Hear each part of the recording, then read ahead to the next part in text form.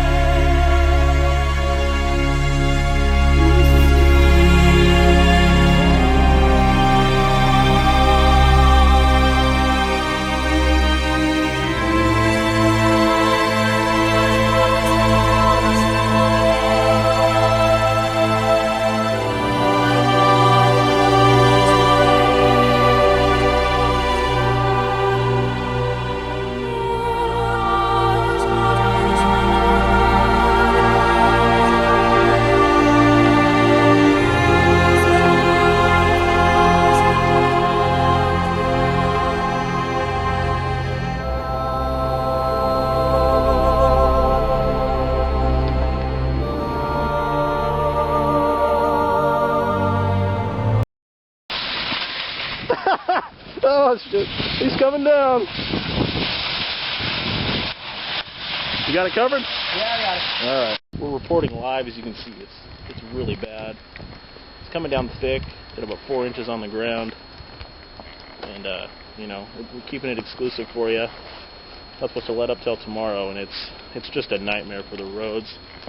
You can see it's coming down super thick right now, and this is what we're having to deal with. There's lots and lots of snow all over the place here. It's getting bad.